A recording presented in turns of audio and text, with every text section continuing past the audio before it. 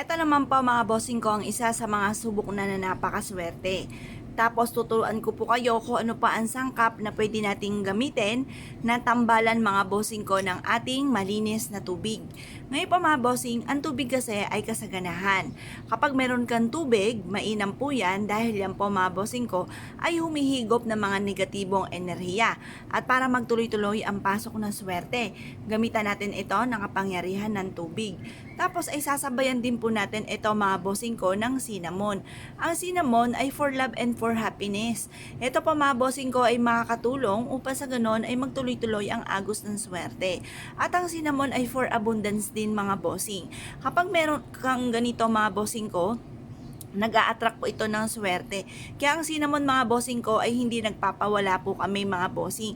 Marami po kaming cinnamon powder at saka cinnamon stick. Dahil ang aroma po nito mga bossing ko ay nagtatawag ng swerte at nagtataboy ng mga kamalasan. Ilagay nyo lamang po ito sa tubig mga bossing at pagkatapos mga bossing, harap ka sa gawing silangan ng mga bandang 6:30 alas 7 matatapos ang paggawa ng mga pampaswerte hanggang alas 8 ng umaga. Mag-wish po kayo dito mga bossing ko nang walang gamit na sana, direct to the point. Sabihin nyo po sa pamamagitan ng pampaswerteng ito, lahat ng mga pinapangarap po ninyo ay matutupad.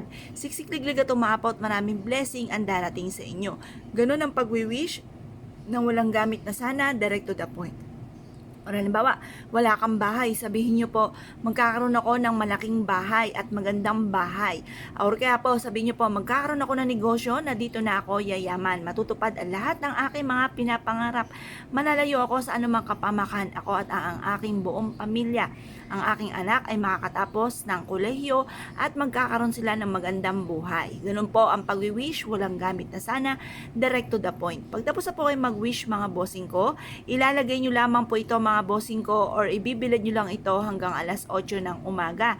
Makalipas ang alas 8 ng umaga mga bossing ko, ito po ay kukunin po ninyo at ilalagay nyo po ito sa kwarto po ninyo, sa ilalim ng inyong higaan or sa may tukador po ninyo. Pwede rin naman po ito sa hapagkainan kung saan kayo ay nakain.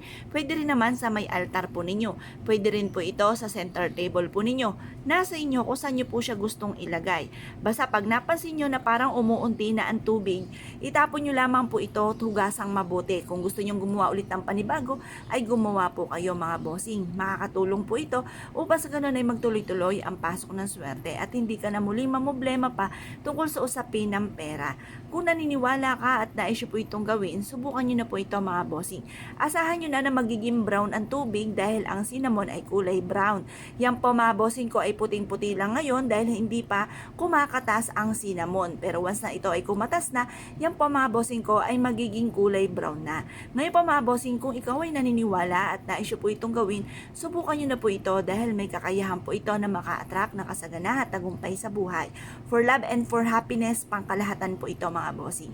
Kaya kung kayo pinaniwala mga bossing, ay siya mga bossing, good luck po sa inyo po lahat.